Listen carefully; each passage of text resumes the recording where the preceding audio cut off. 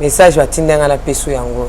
Les Congolais ont oublié que en 1998 et en 1999, le Seigneur les avait promis un président jeune. Vous avez un message, non? C'est ça, et le choix du Seigneur. Là, vous parlez du président Kabila Joseph. 2016, parce que l'octobre d'octobre qui t'a 2016. On a bien abisso que président Nzamba Poni et Zali, président Joseph Kabila. Moutou a détourné na yété, ou a détourné le pire et qu'il y en a été le pire. Est-ce que je peux répondre?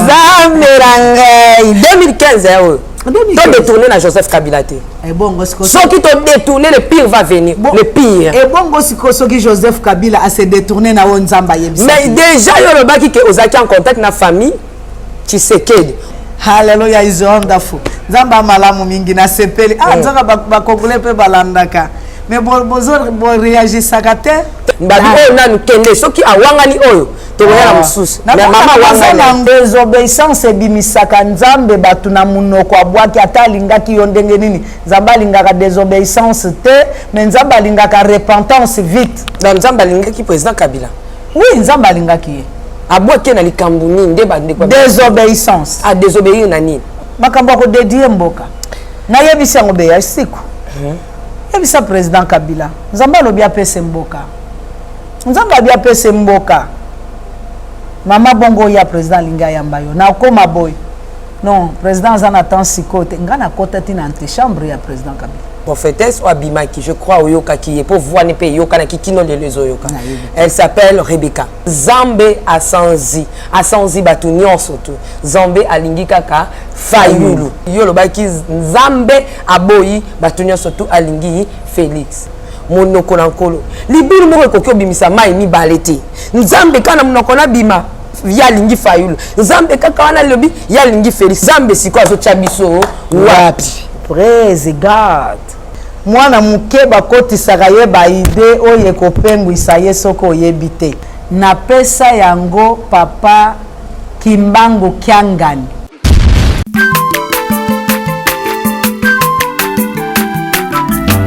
Aza mwana motote po akosangai. Abongwa ni pete po awangata. Nzambe ya le Nazarien. Le Nazarien, le Nazarien, le Nazarien.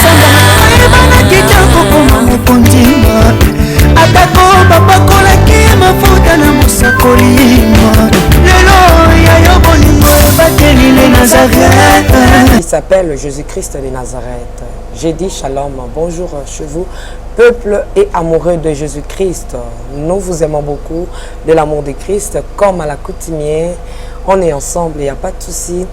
Il n'y a pas de souci, car notre roi est vivant, il est ressuscité, il n'est plus dans le tombeau. La princesse de l'Éternel, la sœur Tiffany Mokwa, vous dit encore une fois de plus, Mbote.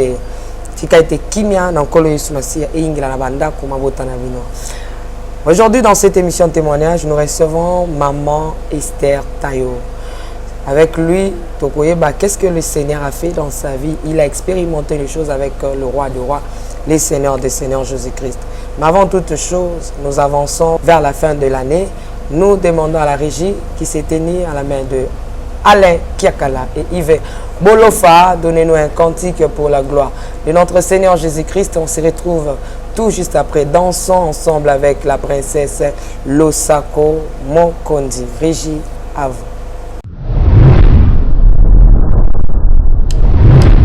Fandi ça y est, Fandi ça y est, Fandi ça y est. Fandi ça y est, Fandi ça y est.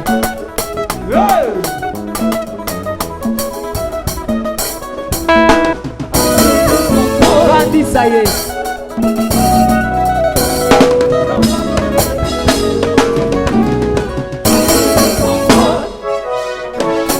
On y va.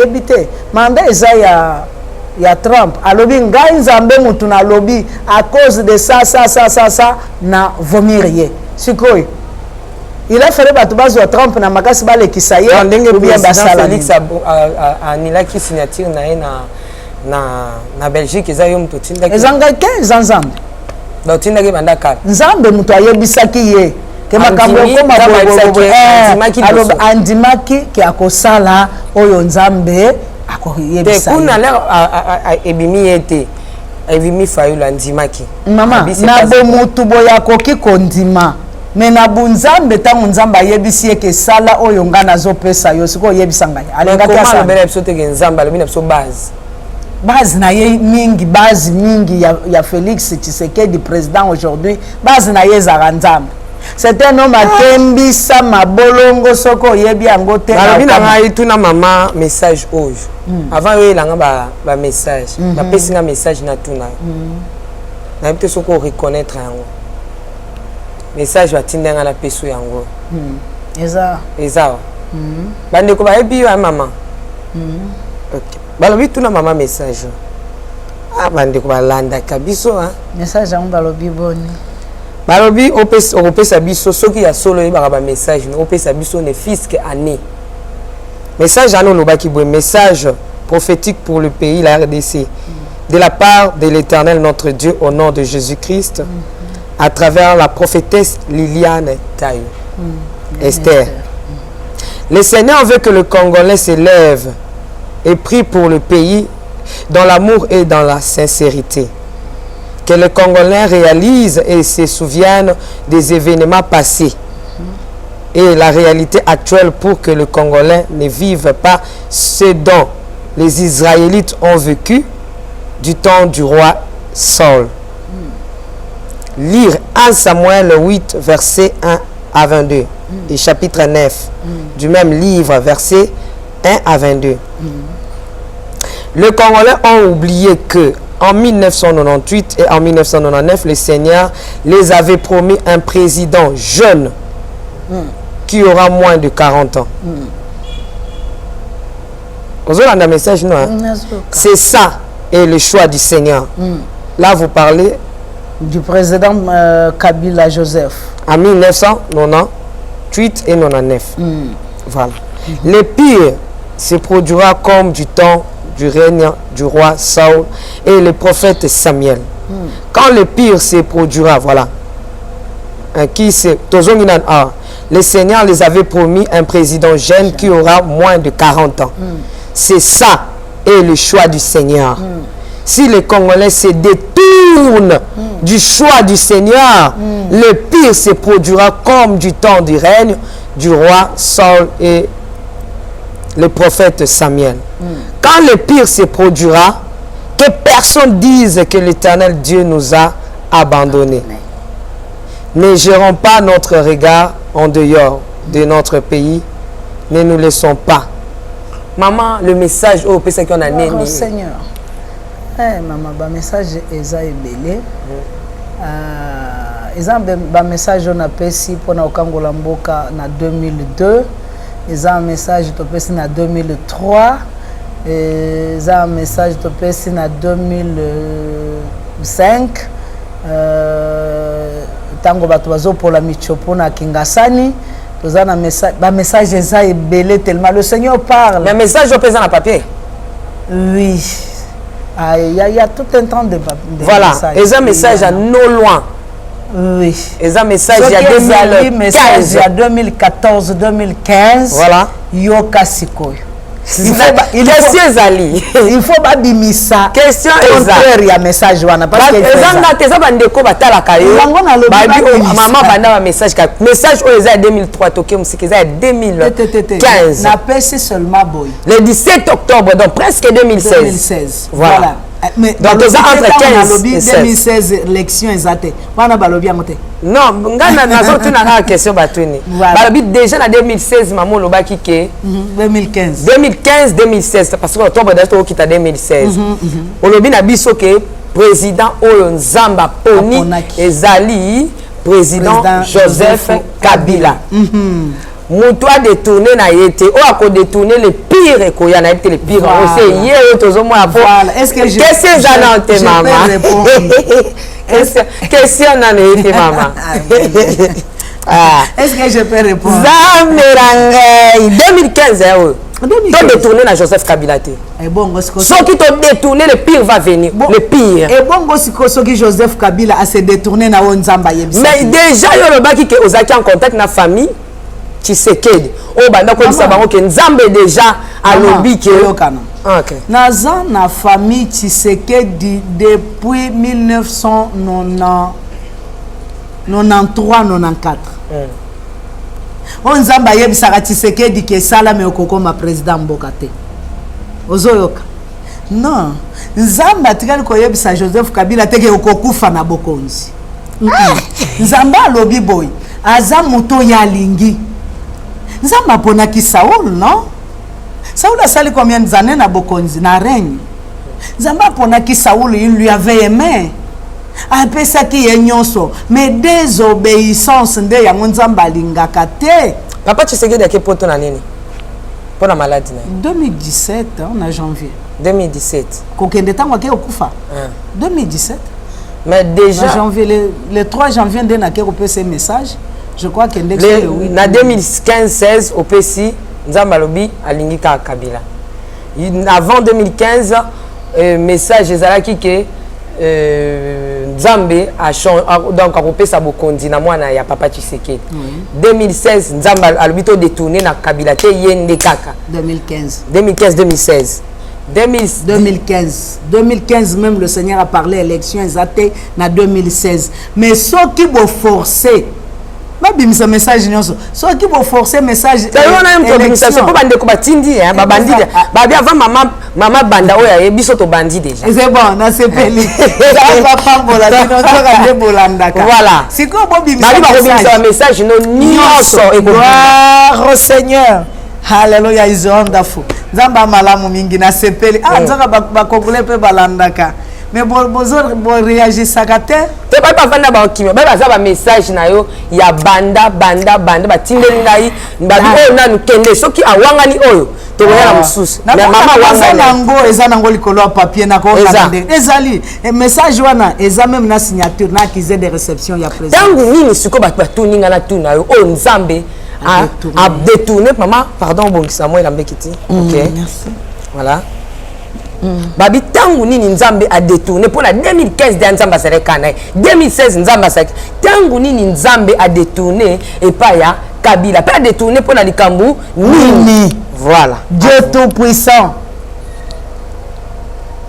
car mon cœur considère tout l'univers ngani ya maman mba la chiloba ya solo na oyemba na suka na lobby boy na 2015 Nzamba lobi ke na 2016 na leki na bitando ikawa 2016 élection ekozala te ba congolais va se concerter 2017 élection ekozala te mais ceux qui va forcer RTNT encore bimsa canal qui na encore bimsa je crois na ba chaîne mususu ceux qui va forcer 2008 ou 2021 élection ekoki koleka ceux qui va forcer 2018 ou 2020 na programme na Nzambe ndeko na biso ya utuko kufa komone na Lushima alandanga ti na hôtel du fleuve pour na yozo message otoza ko pesa comment il s'appelle premier ministre oya Pembe Badibanga donc ipo to pesa e ba biono ye atala ne ba makambo Nzambe te tout ça laissez-le.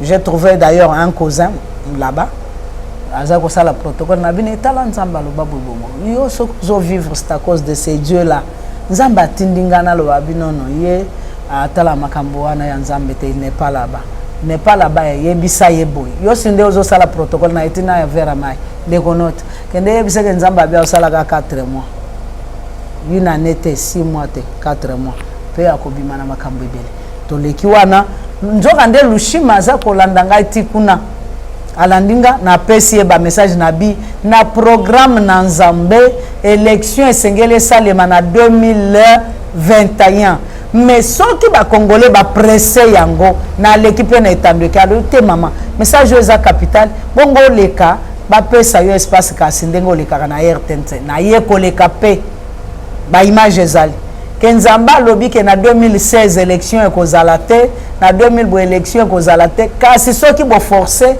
élection ekoki ezala na mbula boy 2018 ou 2021 Nzambe déjà sa promettre zango Nzambe azako yebisa Saul tambola na kobanganga to sangai Saul salaboy désobéissance ebimisaka Nzambe batu na munoko abwaki atalingaki yo ndenge nini Nzambe alingaka désobéissance te mais Nzambe alingaka repentance vite dans Nzambe alingaki président Kabila oui Nzambe alingaki abwaki na likambu nini nde bande kwa désobéissance a désobéir na nini wana Nzambe na oya revelaka ozoyoka Nzambe azana ndenge na yo moni mboka oya biso eza mboka ya elaka mboka oyo soki muto ayoki oyo Nzambe alobi asaleli yango makambo ko dédier mboka na yebisa yango be ya siku yebisa président Kabila Nzambe alobi apese mboka Nzambe abi apese mboka mama bongo ya président linga yamba yo na koma boy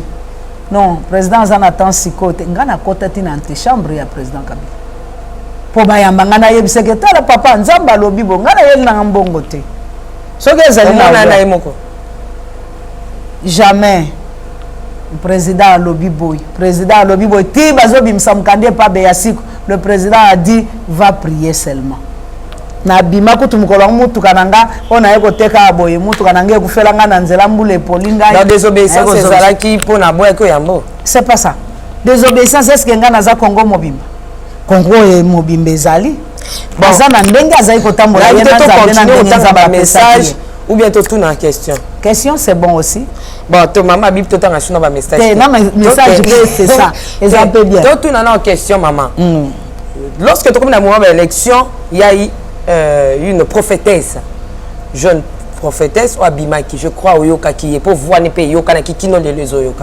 Elle s'appelle Rebecca. Abimi Kolobake, Nzambe o akela likolo na se alobi bokonjeza na maboko ya Fayulu. Mutu mokote Nzambe asanzi batu nyonso tu. Nzambe alingi kaka Fayulu. Muta bouger te muta sala nini te muta kozwa eza Fayulu. De l'autre côté maman lobi ke yo lobaki Nzambe aboyi batu nyonso tu alingi Félix.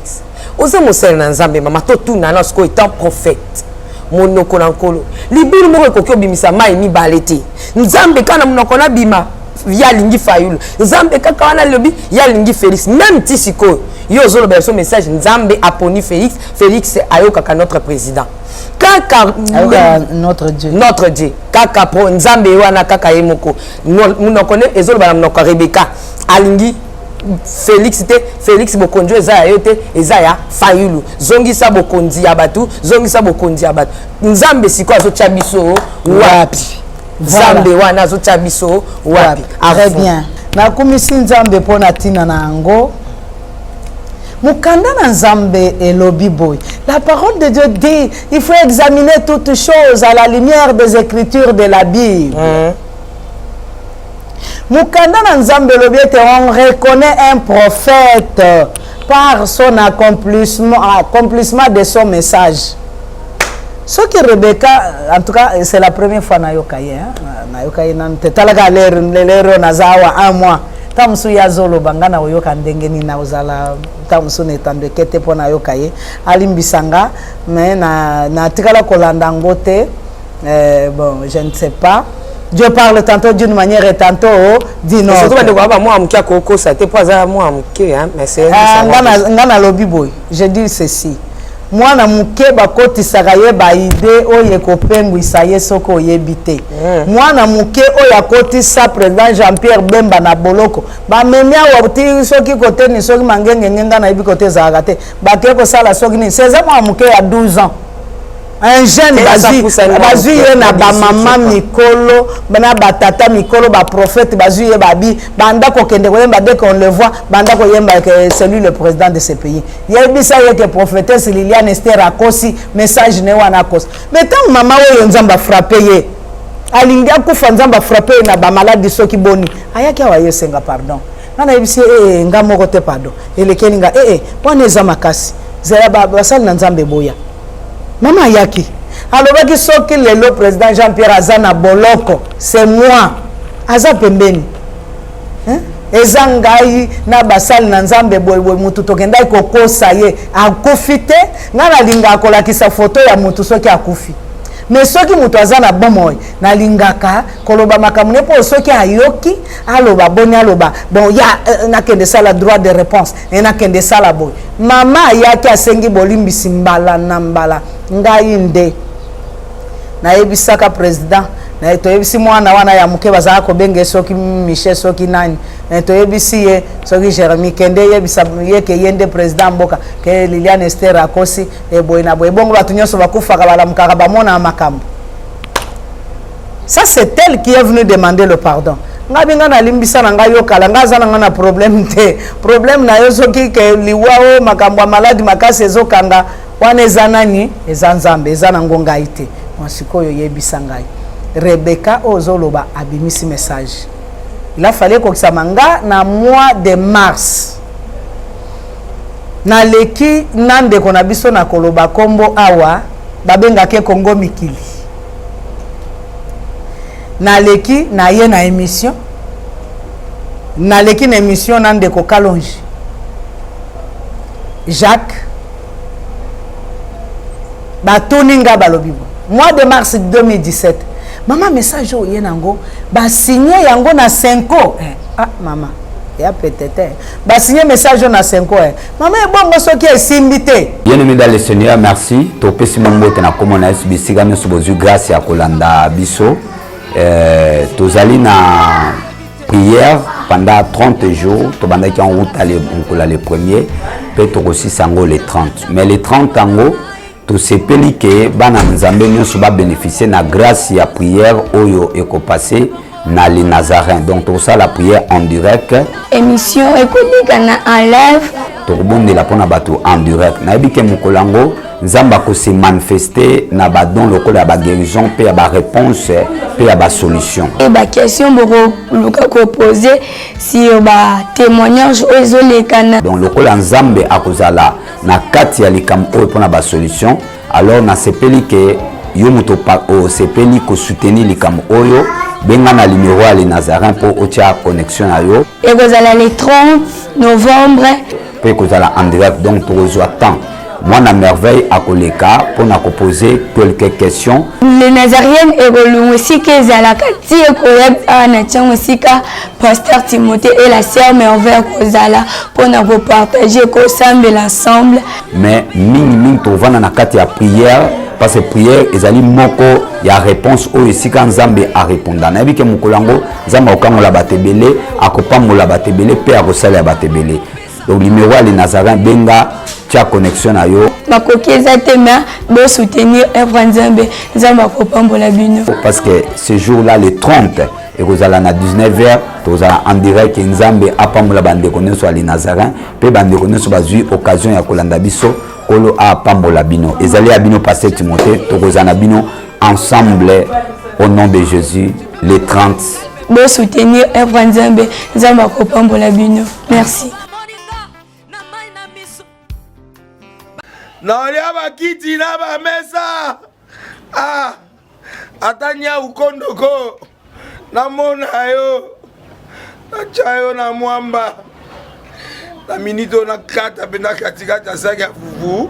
Oui, alors est-ce que tu bonjour Boni et l'autre côté et puis qu'il y a mon bureau à travailler tes micros donc dès que ça on a eu galère na niveau 0 tout ça la boy ngai naza na mbongo vraiment mingi te mais nazotiela bino moi mutio naza nango na agence moko boye Nazareta Caritas c'est du sérieux. Oh maman comment des bon donc yo pesa au fouti mbongo kuna partir à poto biso to ya to jibilo na bengi ya Scotty agence moi ifungami comme nango Nazareta Na kufi agence lisusu. Donc ça sous mulongo kuna. Pour cela sous kuna eza mamba mulongo te. Ye si afuti mbongo kuna partir à poto. Biso tozoke ko récupérer biloko oli. Ah tika boyeko. Yiso mona makamba bongo na monte. Bat papa si mbongo kuna biloko récupérer biloko oli na agence. Ezalaka. Mais yango ibandi. Maman. Leki nanga yebisi ngai mena ndimite. Na lingi na mona ki mona beso. Poli kamba boye. Na monde na ne salamate. Mama yebisa ngai. Ba pesi mbongo kuna biso to récupérer biloko kolia awa. Ya solo boutique Nazareta ezali boutique où ezali ya distribution ya produits alimentaires. Ah! Nasali poto sunga bandeko oyo même ba oyo bazana na peu de ressources. Comme on a été bandeko on bazana niveau à Kinshasa même avec un petit rien. Donc à partir à $10, $15. Donc si on a un bon côté, nous devons la photo ko sunga yo a ozuka biloko kolia. Eh maman Nazareth nzamba pambola ya bakise mikole belé awa na sena mokili. Et bongo awa tozawa photo yeba adresse awa. La boutique Nazareth a été ici à Kubungate, toza sur avenue Monkoto numéro 1, direction Elengesa. Face à face na église catholique Saint-Vincent. Ah, direction Elengesa, Monkoto numéro 1, à face de l'église catholique Saint-Vincent. Ah, Saint-Vincent d'école. Bon numéro de téléphone, vous avez monté déjà vous avez nango, vous avez 3 numéros pour Paris, vous avez un numéro pour la Suisse, vous avez un numéro pour la Suède. Ah! Non. Nazareta. Vous allez la Congo Sili. Julia, ngana kangisa kia fufu. Ya modé, yo bandika na fufu. Oui, pour la Nazareta, dans un système en bimbi, dans Bongo Shingo. Bon, ok. Vous allez Silio. Ça c'est du sérieux. Ngabi, ngana lobi onzamba lobelinga. Ce qui est simbité, l'éternel reste l'éternel, yé a changé raté. Bible lobiete, il est l'incomparable. Oya yebi singai, ongana moni na kiti ya bokonzi, yango ngana pesi bino, na pesi 5 a signé linga accusé de réception. Et sili, ba pesi nga 4 noms. Baza vivant, nga linga koloba likambo mutu akufa na photo. Na linga koloba likambo mutu azana bomo na maloba. Po aya ko contredire. Na tuni bang, ba pesi nga 4 noms. Bapesi nga Fayulu, bapesi nga Fayulu, bapesi nga Muzito, bapesi nga Komba Jean-Pierre, bapesi nga Katumbi. Bapesi nga Kombo ya Tshisekedi. Oui, je crois balobi suna Katumbi. Oh nzamba lobibo, oh nzamba lobibo, oh nzamba lobibo. E bongo bango nyonso wana nzamba boyi. E bongo soki mutu moko na bango aleki Félix aleki te. Ngabi a otikala kaka nzambe. Po ye abongo makate. Voilà. Na pesi bango na mois de mars. Na mois de mars même président Félix Aye nga na zui message na ke ko pesa ye parce que c'est signama ki déjà na 5 ans na ye pe atoninga oh eza 5 ans mutu a signé nga bien. Ah. Comprend? Apesi na pesi message ya gratuité na pesi bona nzamba atuni ye alobi gratuité eza na accusé de réception ya président Kabila ozali kozwa yango to changer alobi non je prends tel qu'elle est là botika message wana ndenge ezali nazwa yango Roland Morgan azaki alingaki aloba non il faut ba alobi non etika la ce sont des témoignages ngana tiki message tango mukolo ya ko wendriye tozo kende à 4 jours avant l'investiture tokei na Béatrice pona ko pakole mafuta lokwa nzamba alobaki na tuni ye papa wapi message kasi on apesa ki yombalo kuna atikali kimya boite alobi mama na mona ngo sute nga deske yebi mutu opesa kango mukolo na simbela yo alobi nazo yeba sute na yebisi eza Roland Morgan Lubanda abi oui Lubanda oui Lubanda mais aya kopesa ngango sute je ne sais pas j'ai perdu ça quand si maboko na sac na bimisi papa yango message na pesa abi oui c'est vrai attendez si message à gratuité yango ozolo banini Zamba biba soda va futa ma bien. Zamba lobi ba balakisi va futa ma bien. Zamba biba fonctionnaire va futa ma bien. Bana batanga gratuit. Opi ya ba congolais mai na courant. Est-ce que okozwa? On a déjà maman au détail qui on y en voilà. To keka na cadre kolobaka nzamba zo chabiso wapi alobi awa boy alobi abo. Mais lorsque lobi boy maman na message non lorsque lobi les Congolais ont oublié que en 1998 et en 1999 les Seigneurs les avaient promis un président jeune qui aura moins de 40 ans. C'est la vision de la prophétie en 1998 dans 1999. Les Seigneurs les avaient promis. Ce qui 1998 1999 Nzamba lobaki akopesa bango président jeune apesi bango président jeune message ozoloba wana na pesa yango papa Kimbangu Kiangani na komema ba photo tozana ye na nkamba na pesa ye yango na pesa ye message tozoloba awa yake élection kozala te boye na boye kende yebisa président Kabila boye Nzamba lobi boye parce que na sengi ke namona ye bazolinga kopesa ye namona ye te ya que si le pire arrive tala Nzamba komi koloba boye Nzamba zoloba boye pona ba congolais Nzamba zoloba pona guerre ya est Nzamba zoloba boye mukonzi ya mboka ayamba makambo bana na ye tango na moni na sengi audience na sengi ba pesi ngai te na keiko senga na kei na kombo na ngonini babenga oni na abo na kimbangiste na centre d'accueil wugi ba autoriser to solna papa kuna abi aya atindi mutuka bazwingai na kei kuna na pesi message na za ba photo esili to sololi ba yambi biso kuna to sali une semaine to zongi to sali mwa msamso Nzamba pesa biso kuna to sali esili ezali na 2014 potokota 2015 na zongi na yebi ke message komela kaye abo ba prometanga ikezela soki message komeli ye bakosa nini bakobenga yo po yebisa ye e bongo sikoyo ye soki akomaki Saul na yebite parce que Nzambe nde mtu apesa Nzambe nde apesa ki Saul ya mama Liliane obaluki na siko na minute non Nzambe nde apesa ki Saul na maboko ya Samuel no ayebisi alobi yo ndenge ozawana mwana ya Kis tala ndengo kotambisa mboka tala d'ailleurs à partir d'aujourd'hui Nzamba changer makanisi na yo okomi mutu mususu okokamba mboka boy na boy mais landa ainsi dit l'Éternel landa wo Nzamba zo yebisa soki na minute oyo mwana mboka Kabila zo landa yo atali arrête trouver que makambo zo ba eza bongo ndenge komelaki mais asalela ki onte andimi azwa makamwana na cœur et qui a ça la repentance cette fois-ci ndenge kola senga ki kola nsama pe na profession ndeko Denis Sabaki ke amoni ko zonga na 2021 est-ce ndeko Kabila akozonga ne bonga 2021 2023 na 2023 plutôt est-ce que ndeko Kabila kozonga na ngwende na 2023 soka salelo konza parce que lobi ke Nzambe pa lingaki ezaka pona repentance nde esalika est-ce que kozonga na 2023 alors ko banda siko est-ce que Nzambe déjà biso muto akozana na 2023 à vous maman 2023 Nzamba yebisa ingana yebisa ba congolais boy 2023 élection ezate muto ya ko perturber programme na Nzamba ko perturber bomo ina ye mobimba na libota na ye batika kama mwana mutikisha vandane mwana mutikisha avandanye je ne sais pas ce que tu veux dire Nzambe atie mutu soki Nzamba atie mutu Nzamba alingaka kende na mutu wana tina suka Nzambe tango yepe akoderobe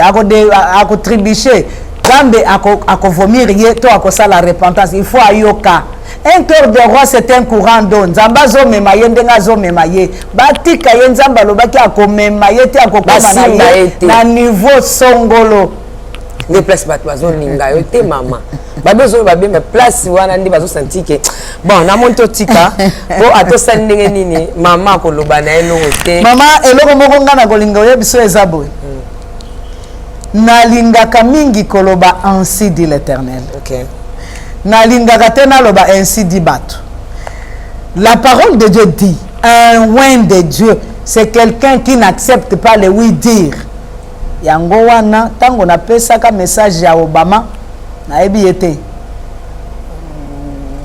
tata na yo alobi boy na lobi na bi na moni milinga mibale zo mata na États-Unis na moni mulinga ya pembe matie comme quelque part zongi mbango pe limwe mais na moni mulinga ya mwindu na moto makala milinga kandemba pelisaka batia babiloko moko ya mbila bikamvu ya mbila wana batie bapelisi moto mulinga wana ya mwindu ezo mata ye persiste ti ekoti na moni loboko etandami eyambi mulinga wana mbala ngatuninga qu'est-ce que tu veux dire par là? Non, on a un message moko non. Yo zo kanisa ke élection koleka na États-Unis. Naza même pas nango na ebite ke oleka. Oleka na États-Unis parce que nazaki na musala ka ndenge naza nango boy. Ko uta na ngomba na EBC. Yo kanzi ke élection koleka na États-Unis mutu mwindo akoki koleka jamais.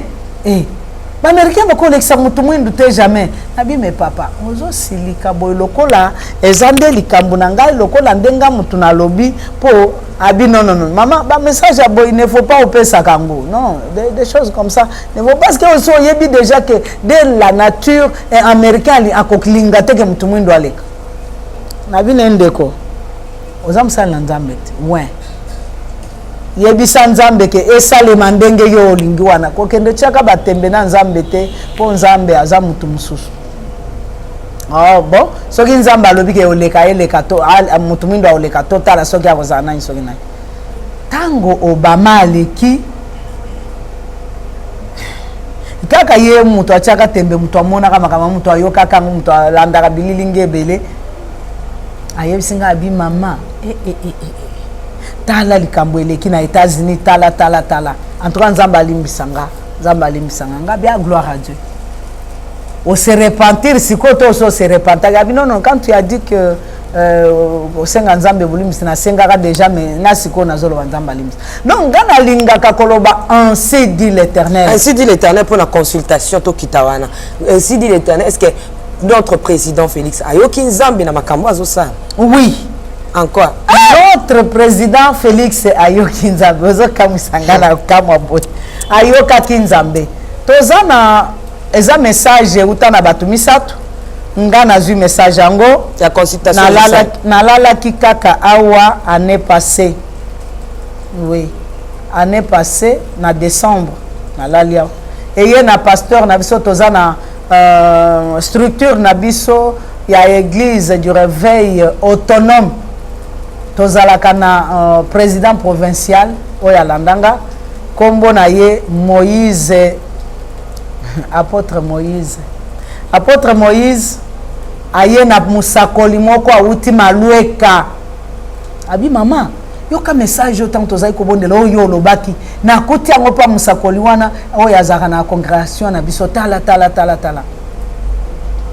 kombo na ye Moïse Lwakembe ba question na yo wana yango nazo répondre kombo na ye Moïse Lwakembi nde azali président provincial pour na Congo.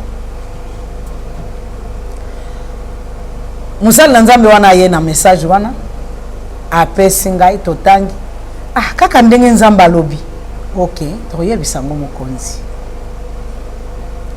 musala nzambe mususu ayebisi ngai binamoni président Félix asa telemisi batu boye atelemisi ba congolais ebele batie molongo bazokende pa na ye bazoyebisa ba makambo ya telemi tout ça alingi alemba vandi ngana lobi tozwi yango déjà tozana yango toyebisaki sikoyo lokola ekomi batu misatu tosangisi navandi kaka abengisinga mokonzi nzamba pambola yo papa tala ndenge nzamba lobi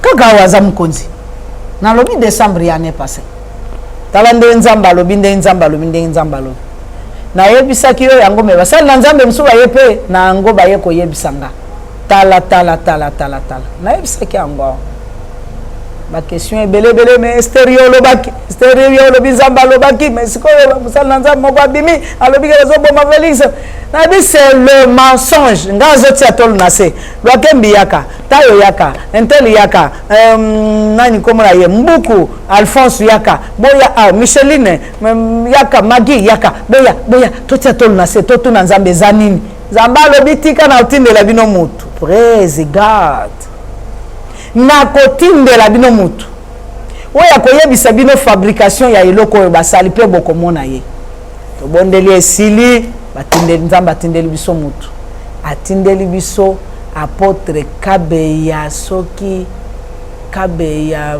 nani yango awa azaki na Brazzaville apôtre Kabeya aye apôtre Kabeya aye na ba papier ya message yango oyo o mutu na bango bakendeki na ye abi message ngande na bimisaki yango ngande nazalaki koluka ke nazala nalongo Brazza na ye awa nazala pembeni ya mukonzi mboka yango wana na bimisaki message wana na lobi boye na ke nango ya lobi yaka nango ngai naza pe mutu wa famille na kotisa yango poete bapesa biso mbongo apôtre Kabeya yaki awa nasa ebisaka ngo mama yebi yango yemta bimisaki message ana lokuta kwa liambo kasi mutu ye abimisi message po akesala musala mutu oyo yake kopesa message abino musala kuna okozwa te oyo loko ta classe te belete okozwa musala kuna ozala conseiller na ye pre na ye te tokosala boy pesa nga message wana na kobimisa yango na okenda ngomba opesa biso mbongo Kabeya yake awo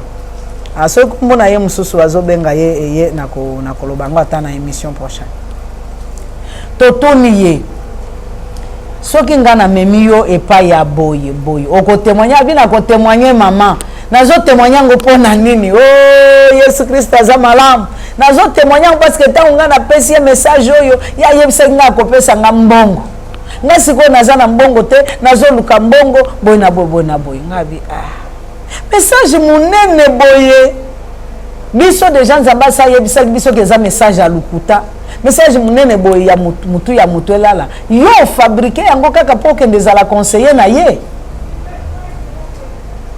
biso ndenge tolandaki yo na télévision ndenge tomonaki yo pembeni na ye mokolo ya investiture tokanisaki ke yo oza boye eboye na boye nga bite ngali naza sentinelle nazaka na porte soko ezosalema libanda na moni na lobi ezosalema na kati jusque là naza na porte voilà Kabeya Mpinzi passe voilà c'est ça son nom Kabeya Mpinzi passe mutu ayaki na message wana mutu afondaki message ye mutu afonde message ake président okufa ke bakuboma ye ake nango epai ya mutu wana azwi message wana akei nango apublie yango ke bakoboma ya osala 2 ans te tango babengi nga nayebisa mama Marte tango kaka elekipa nayoko telefone oya boya nakei nini ngo balobi mutu boya lobi nabi c'est le mensonge pire et simple ba fabriquer bazana eloko bazoluka okoyoka yango tango Kabeya Mpinzi pasi aye na tuni eso na memoko na ndimi na mema yo boya ndimi na ngabi me obo fabriquer ki ampoane pon na linga nazala conseiller tout près na ye et puis ngape na sela kanza ozaka na église côté ni nazana na église te obenga ko apôtre kasipona ni apôtre kaka pona ndenge na pesa ba bisakoli boye na ndenge na kenda ko travailler na ba église abaninga na travailler ka na église abaninga boye na bo nzamba bandi ko tailler Kabeya Mpinzi colère na nzambe kiti nzamba bandi ko tailler na mbula boy tu avais 14 ans au mataka boy au vandanga na mombele tala place ozalaka au mataka boy au mataka likolo bo mataka boy bozaka 4 personnes bo mataka boy tala biloko bo salaka tala makambo salaka na anjwana tala tango boza beta bal tala makambo salaka boy na boy Kabeya Mpinzi afukami abi oui je reconnais tande mo sala boy tala ndemo sali boy tala na Brazzaville tande longo libana ba 6e tala boy zamba ke kota ye te naibi te mukolo ngo soki alala pongi naibi te wana mnokono ka ndenge to vandi boy abandi ko abi wi makambo ya Brazzaville ezalaka boy fi wana ezalaka boy asalaka boy aya ko sala boy asali boy nde yango wana bongo mususu wana mususu wana po alandanga boy poza mais yo za mwasite mais pourquoi toi tu arrives à faire ça et boy na boy et boy pourquoi eloko wana andimi alobi nazo ya koluka na luka repentance luka offrande oya kota nene mabonde liba kangola yo Paul alukaki offrande pona kende luka Jacques ba pesa directive azaka frapper na pauvreté la fallait akangwa andimi azako yao to luka transport to pesa akei voilà to luka numero na ye to benga ye Kabeya Mpindi. Kabeya Mpindi to benga ye aleka na émission soki azali. Soki azana brazate. A témoigner que ye mtu afonda ki message wana. Kwa za rapembe na président. Ah oui. Azala conseiller. Voilà, consultation ndenge présence okende na eza ndenge nzamba lobaki. Nzamba lobaki na ye bongo. Nzamba lobaki akosangisa ba congolais akende kosala consultation. Soto aboutir na nini consultation na après. Ah consultation wana ko aboutir na ngweza omoni ye azana ndenge nzamba tondisi ye. Azana ndenge nzamba lobela ye.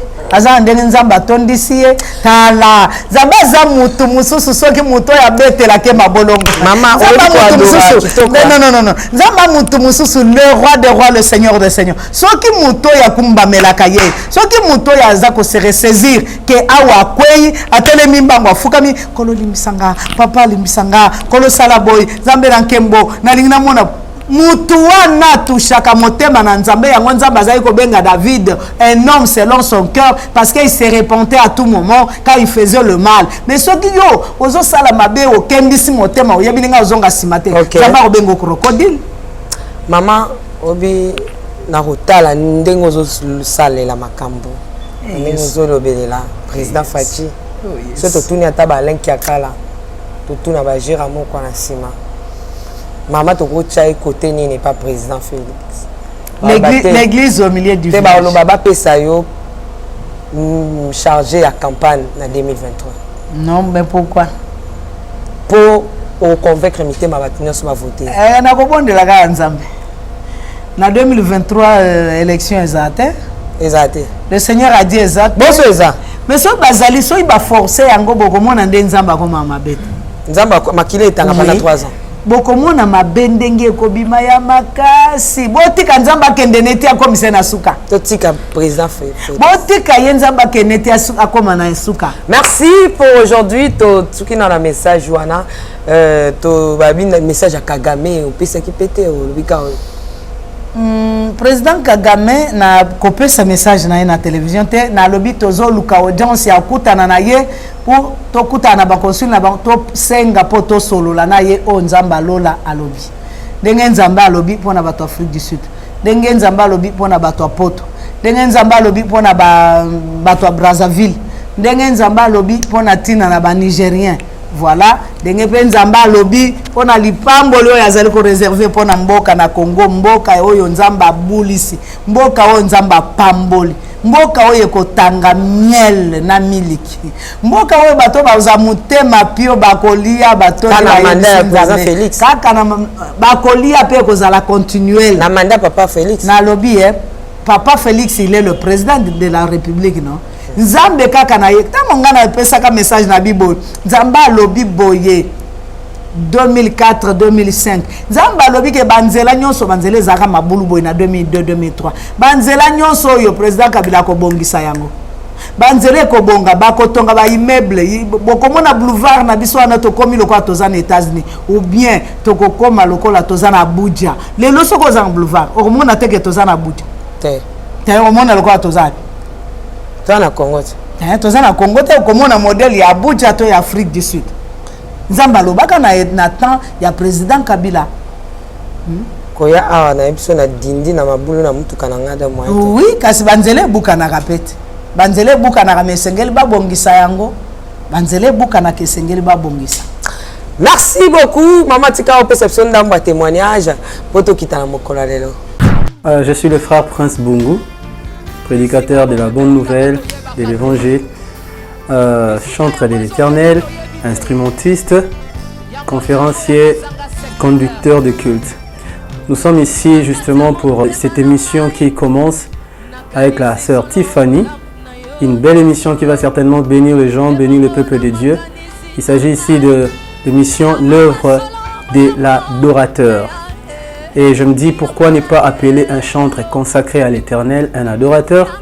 Ce sont des débats justement qui se créent par-ci par-là, mais je crois que parce que l'Esprit de Dieu témoigne en nous, que nous sommes fils de Dieu, et parce qu'un chantre est consacré à l'Éternel étant fils de Dieu, alors il est un adorateur. Et ici nous aurons justement à expliquer les textes de de chaque chanson du chantre. Donc voilà, cette émission sera justement consacrée à expliquer les textes, les lyrics des chansons que les adorateurs des chantres ont composées. Et voilà, nous allons commencer par expliquer certains textes de Papa Alain Moloto, par la grâce de Dieu, entrer vraiment dans les vifs et puis dans l'idée principale de la composition du chantre de l'Éternel. Et voilà, je vous prie de pouvoir suivre cette émission chaque samedi à 21h. Que le Seigneur vous bénisse.